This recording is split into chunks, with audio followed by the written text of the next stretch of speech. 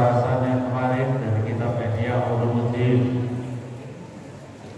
tentang afatnya orang-orang yang memegang ilmu atau yang disebutkan ulama-ulama su, ulama-ulama yang jahat. Wa amal asaru faqad qala Umar radhiyallahu anhu. Adapun asar, kalau asar itu adalah maqalah para sahabat Nabi Muhammad sallallahu alaihi wasallam. Inna Allahu ma'akum ala hadhihi ummah al-munafiqul alim. Kata Umar bin Khattab, yang lebih aku takuti, yang lebih saya takutkan atas ini umat adalah orang-orang alim yang munafik. Masya Allah. Dikatakan di sini ini kata Umar bin Khattab, orang-orang yang paling ditakuti umat Muhammad ini adalah orang-orang al-alimul al-munafiqul alimun. Orang-orang alim, orang-orang ahli agama tapi munafik. Naudzubillah subhanahu. Lalu para sahabat yang lain bertanya, wa kaifa yakunu munafiqun aliman? Wahai Umar, bagaimana ada orang alim yang munafik? Masa ada orang alim yang munafik? Qala alaihi apa itu? Qala maka Umar bin Khattab mengatakan alimul lisan jahilul qalbi wal amal.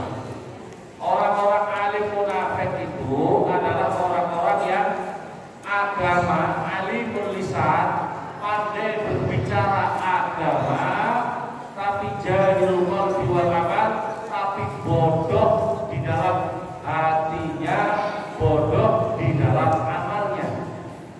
Ya Allah, alhamdulillah subhanallah. Jadi orang munafik ini, orang alim munafik itu adalah kalau berbicara agama pinter, mulutnya ngomong agama pinter, tapi hatinya seperti orang bodoh yang tidak tahu agama. Hatinya tidak digunakan untuk memperbanyak zikir. Satu. Berikutnya lagi kebodohannya adalah bodoh di dalam masalah amalnya. Orang alim sudah mengkhidmatkan ilmunya, itu namanya orang bodoh. Atau kelakuannya seperti orang-orang yang bodoh yang tidak bisa mengabdikan ilmunya. Inilah kategori yang disampaikan oleh Umar bin Khattab, orang alim munafik, orang alim yang naudzubillah subhanallah. Semoga kita semua dihindarkan dari orang-orang yang alim munafik ini. Amin Allahumma. Amin Allahumma. Waqala Hasan al-Bisri, kata seorang ulama Hasan al-Bisri, beliau mengatakan, la takun mimman yajma'u ilmal ulama wa qara'ibal hukama wa yajri fil amal majlis subaha.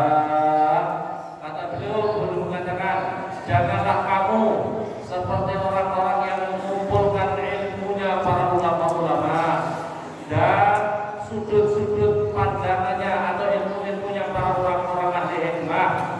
Wa yajri fil amal, tetapi amalmu, tetapi perilakumu seperti majlis subaha, seperti perilakunya orang-orang yang bodoh. Naudzubillah subhanahu. Wa qala rajulun li Abi Hurairah radhiyallahu anhu. Ada orang berkata kepada Abu Hurairah, ya Abu Hurairah, uridu an ata'allama ilma wa akhafu an udhi'ahu. Ini ada orang ngomong sama Abu Hurairah, Pak Abu Hurairah, saya ini sesungguhnya ingin saya mau belajar agama. Saya ingin sesungguhnya mau belajar ilmu agama. Tapi wahai Abu Hurairah, tapi saya takut kalau saya nanti belajar ilmu agama, kemudian saya tidak bisa mengamalkan atau saya menyia-nyiakan ilmu agama itu. Wahai Abu Hurairah, jawabnya Abu Hurairah, waqala kafa bitarkil ilmi idha'atan. Cukuplah bagi kamu dengan tidak mau belajar ilmu agama, dengan enggan belajar ilmu agama, kamu sudah menyia-nyiakan ilmu. Jadi jangan ada alasan, wah saya tidak mau belajar ilmu agama. So kalau saya belajar ilmu agama, saya nanti takut tidak bisa memanfaatkan ilmu agama. Kata beliau,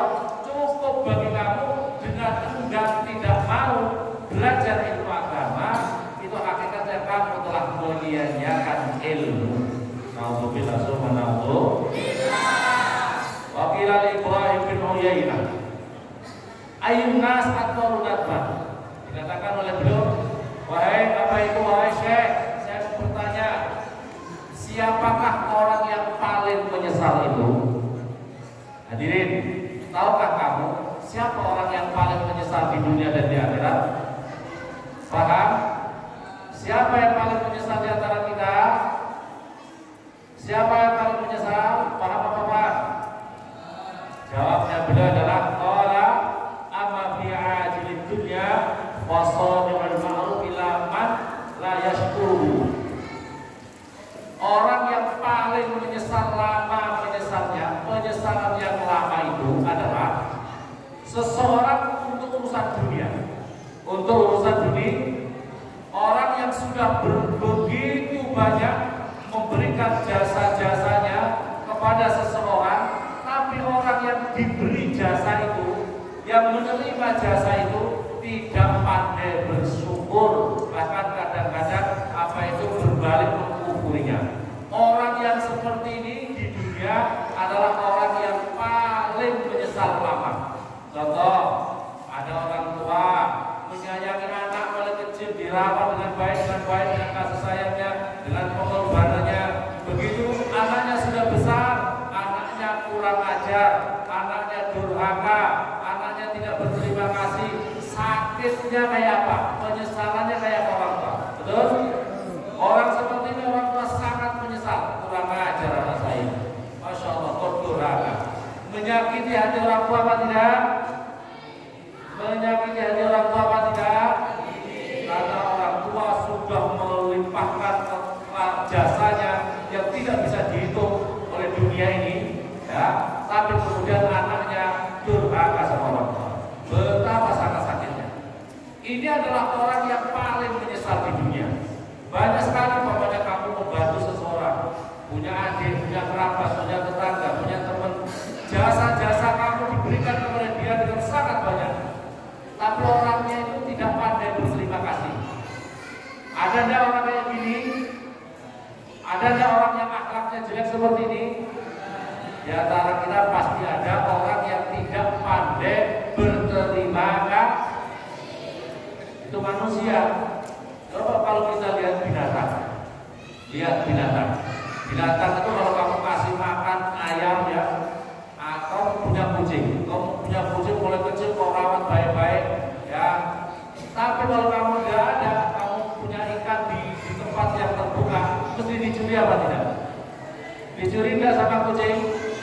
Karena kucing itu tidak pandai berterima kasih. Ada orang-orang yang mental, tapi juga ada di antara binatang yang bisa berterima kasih. Contohnya, mohon maaf, apa itu anjing. Coba kau kasih makan sedikit aja anjing. Masya Allah, dia berrela berapa itu tidur di luar, makan seadanya, menjaga rumah kamu di siang malam, di tempat yang kotor, di tempat yang becek. Dia selalu menjaga kamu, pandai berterima kasih. Tapi ada juga manusia yang akhlaknya jelek adalah orang-orang yang tidak pandai berterima kasih. Orang yang paling menyesal masalah dunia itu adalah kalau kita sudah memberikan jasa-jasa sangat banyak, tapi dia tidak pandai berterima kasih. Paham? Ini katanya Al-Ibrahim bin Uyainah, orang yang paling panjang penyesalannya. Terus kemudian wa amma 'anil maut, adapun kalau orang setelah mati yang paling banyak penyesalnya dan paling lama penyesalannya adalah waqala fa'alimun mufaqqihun, yaitu orang alim, ada orang pintar, ada orang lulusan pesantren, orang bisa ngaji tapi malas mengabdikan ilmunya dalam masalah agama ini. Na'udzubillah, subhanallah. Benar ini kata beliau ini ya. Waqala Khalil bin Ahmad al-Rijal. Waqala Al-Khalil bin Ahmad, seorang wali Allah namanya Khalil bin Ahmad. Manusia itu dibagi ada empat macam. Rajulun yadri wa yadri annahu yadri, fadzalika alimun fattabi'u. Ada 4 macam orang. Perhatikan anak-anak ya. Yang pertama adalah rajulun yadri wa yadri annahu yadri. Ada seseorang orang yang alim dan mengetahui bahwa dirinya adalah orang alim. Fadzalika alim, maka ikutilah orang yang seperti ini. Orang alim mengetahui bahwa dirinya punya kapasitas ilmunya itu, maka ikutilah orang-orang yang seperti ini. Alim yang mengetahui atas dirinya alim, bisa mengamalkan ilmunya, maka orang seperti ini ikuti, belajar sama dia. Perintahnya belajar sama orang yang seperti ini. Yang kedua adalah warajulun yadri wa la yadri annahu yadri, fadzalika na'imun fa'ikidhu. Yang kedua adalah orang laki-laki, seseorang yang dirinya alim tapi la yadri annahu yadri, tapi dirinya tidak mengetahui bahwa dirinya adalah orang alim, sehingga dia tidak bisa mengamalkan ilmunya, sehingga dia diam saja. Maka dikatakan ini adalah fadzalika naim, maka orang itu hakikatnya orang sedang tidur, maka siramlah dia mukanya supaya bangun. Artinya maka bangunkanlah supaya dia bangun. Kalau dirinya punya ilmu, dirinya harus mengabdikan ilmu. Paham ya? Ada orang yang suka tidur seperti ini? Ada apa tidak? Siram pakai satu ember supaya bangun. Ayo bangun. Aku ustaz enggak mau bangun dengan ilmunya. Ya. Wa rajulun yadri wa yadri annahu la yadri, fadzalika mustaqsidu. Yang ketiga adalah ada seseorang la yadri, orangnya tidak alim, orangnya masih bodoh, dan dirinya mengetahui bahwa dirinya masih bodoh. Maka kalau seperti itu, tunjukkanlah, ajari dia supaya dia menjadi orang alim. Paham ya? Santri, namanya santri, dirinya tahu, dirinya belum bisa ngaji, belajar.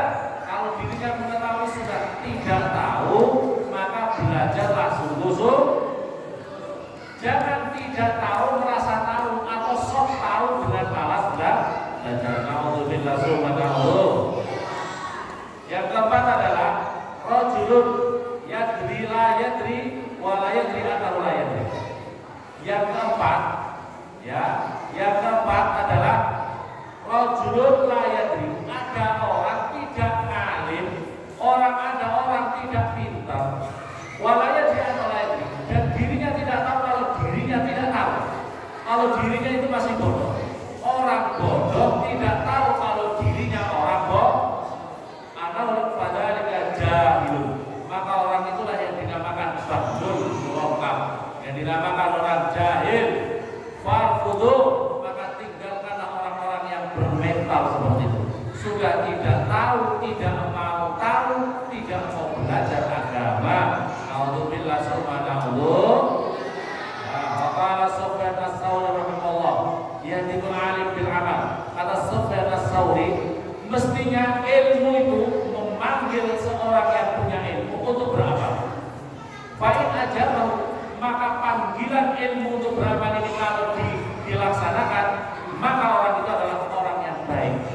Wa illa irtahal, kalau dia panggilan ilmu untuk beramal tidak dilakukan, maka ilmunya akan segera musnah. Irtahal itu berangkat menjadi hilang. Alhamdulillah subhanallah. Berarti pasangan ilmu itu harus beramal. Pasangan punya ilmu itu harus beramal.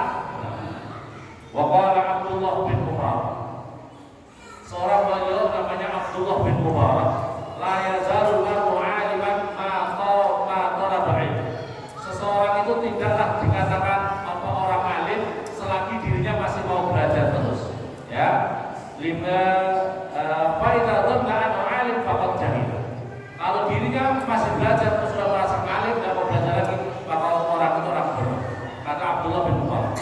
Abdullah bin Mubarak itu adalah seorang wali Allah. Saya membaca di kitab ini di dalam Tazkiratul Awliya, ceritanya salah satu Abdullah bin Mubarak itu luar di dalam keterangan kitab ini apa? Tazkiratul Awliya. Nukila dapat hajaz, belum bercerita.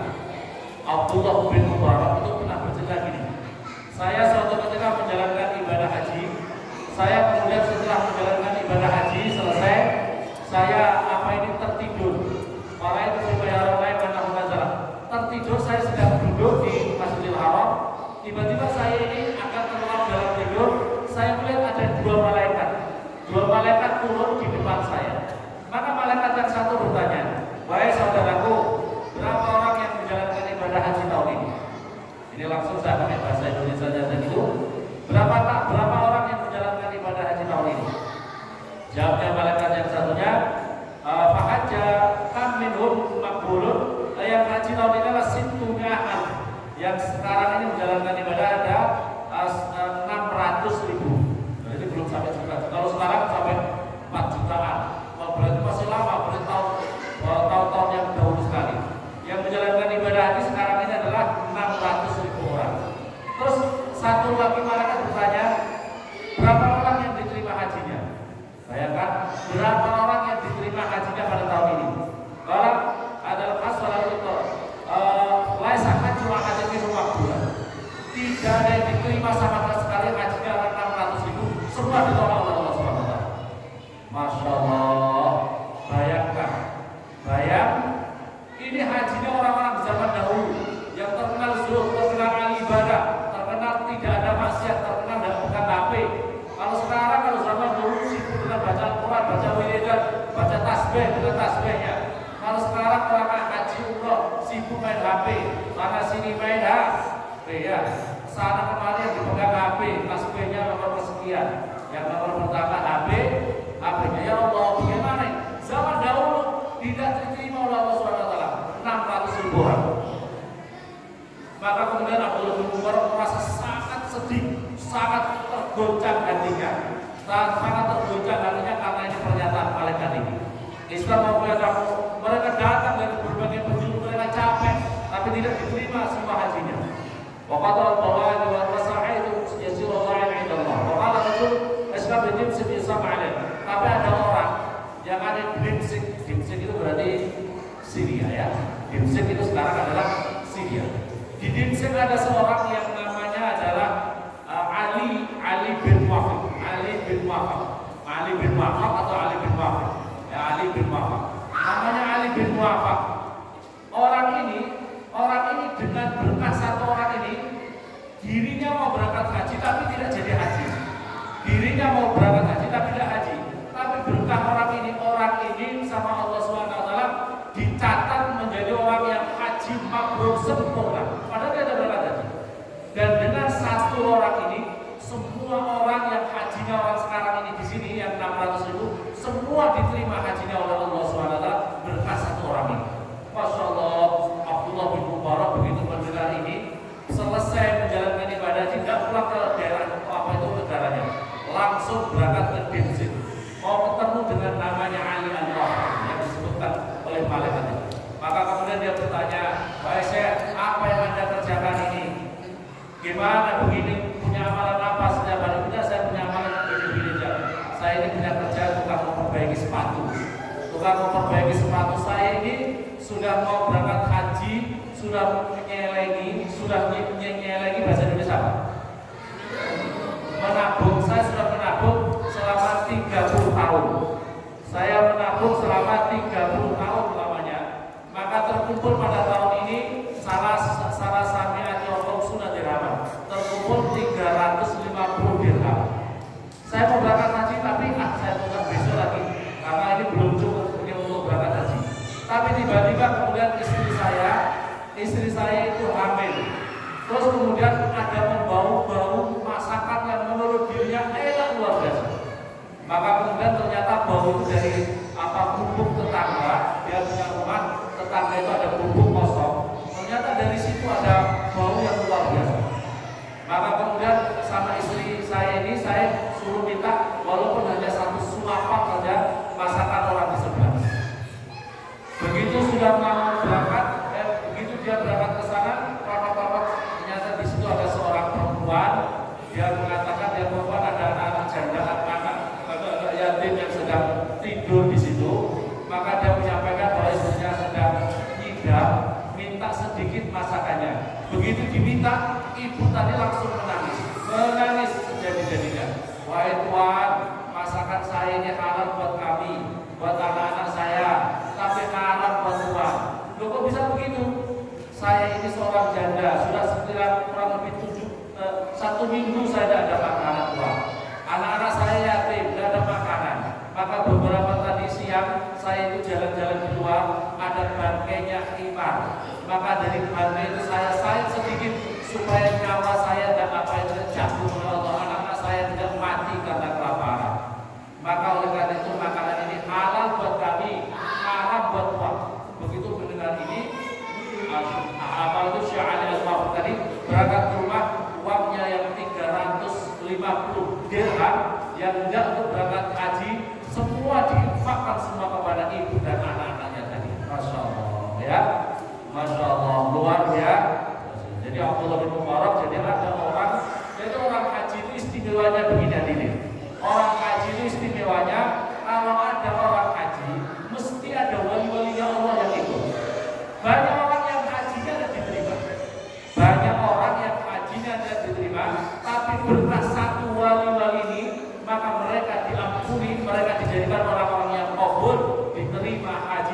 berkah para wali-walinya Allah Subhanahu wa Ta'ala. Kalau ini punya kapasitas luar biasa, satu orang mengangkat haji mabrur 600 orang.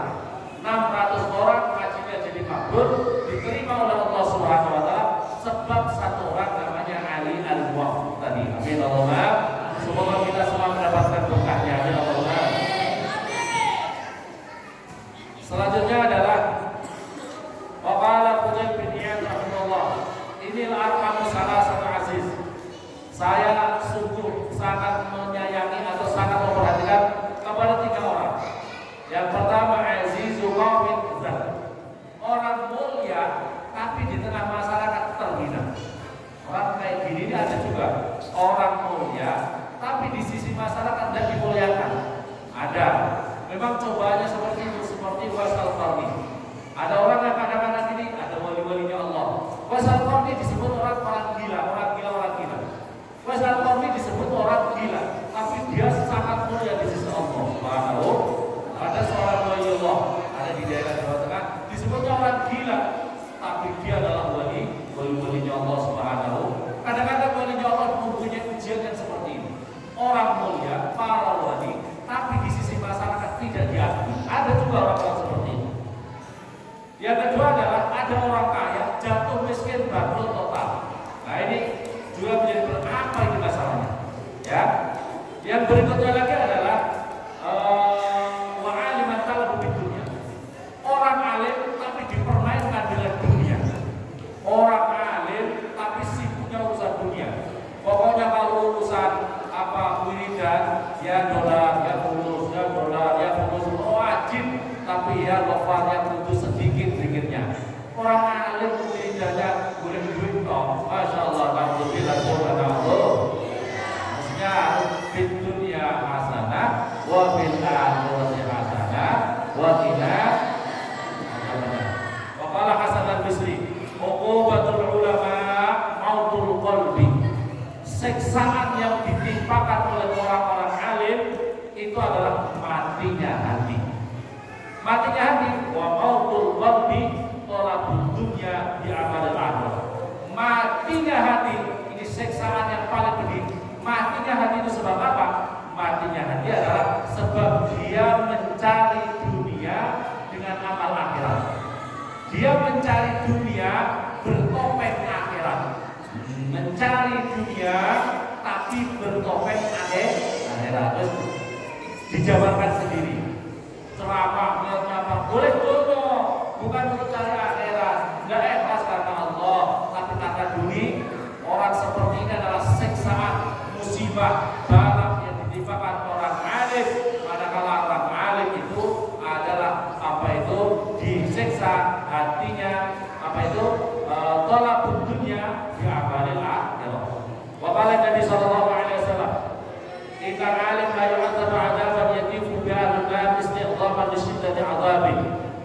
Nanti di akhirat di hari kiamat ada orang disiksa, orang alim, ada kiai, ulama disiksa di dalam neraka sampai orang-orang berkumpul. Ahli neraka itu berkumpul, jeritannya, kesakitannya, siksaannya lebih parah, lebih pedih. Sehingga mereka-mereka yang orang-orang disiksa di neraka itu sampai apa itu perhatian mereka, padahal mereka dalam siksaan, kemudian menengok semua. Oh itu kenapa ya? Kenapa ya? Siksaannya kok lebih berat dari kita? Kenapa ya? Kenapa ya? Masya Allah. Dan mereka itu istighfar lisit dan diagami karena sangat berat-beratnya siksaannya orang alim, orang yang pernah mondok, orang yang belajar agama, tapi dirinya nggak mau tahu terhadap ilmunya atau dirinya menyampaikan tidak pernah diamalkannya. Alhamdulillah subhanallah. Ada seorang wali Allah namanya Habib Salim bin Abdullah bin Umar Ash-Shadili dari Yaman, seorang sultan ilmi, disebut dengan sultan ilmi, orang ahli luar biasa alim. Beliau disebut dengan Habib Salim Ash-Shadili, Habib Salim bin Abdullah bin Umar Ash-Shadili. Beliau pernah bercerita, suatu ketika di Madinah itu ada pemakaman orang kaya. Orang kaya, anaknya orang kaya, ini masih muda. Orang kaya begitu meninggal dikubur sangat banyak kerabat yang datang. Bayangkan ini mati di Madinah. Dia orang Islam, keturunannya orang Islam, matinya di Madinah. Rupanya ada di antara pelayat itu yang mengantarkan di kuburannya, memasukkan di kuburannya itu begitu selesai penguburan dia cari-cari sesuatu.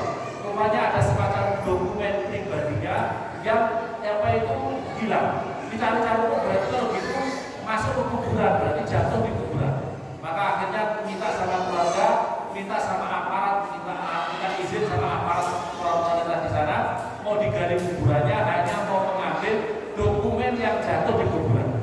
Ini ceritanya apa? Bayangkan. Begitu dibongkar sama penggali kubur yang ada di sana, tiba-tiba dia melihat sesuatu yang sangat menakutkan. Hawanya sangat panas dan di samping panas itu tubuhnya mayat itu dilingkar ular, mulai dari bawah sampai ke atas dan kepalanya digigit-gigit sama ular itu. Kepalanya mayat itu digigit-gigit terus. Nah, untuk jelas ketakutan. Tapi karena mau mengambil dokumennya dibawa, maka kemudian diambil langsung ditutupkan. Setelah itu dia menyampaikan kepada orang tuanya dan ibunya. Dia mengatakan, kenapa ibu? Saya melihat sesuatu seperti ini. Apa yang dilakukan anaknya ibu selama hidup? Ibunya menangis luar biasa. Dia menceritakan bahwa anaknya itu memang orang Islam, tapi malas sholat. Anaknya itu malas sholat, ya tidak bisa memanage urusan sholat. Itu saja yang paling utama. Jadi suka meninggalkan sholat. Siapa yang mau angkat tangan, mau nanti di sana dikeloni sama ular kuburan? Ayo, siapa yang mau dikeloni sampai hari kiamat sama ular di dalam neraka? Apa itu di dalam alam barzakh? Alhamdulillah, subhanallah. Bayangkan itu matinya di Madinah, dekat dengan kuburnya Rasulullah. Itu saja masih disiksa. Apalagi kita malas sholat, mati kita di Papua, kuburan kita di Papua, yang kita jauh daripada Rasulullah SAW.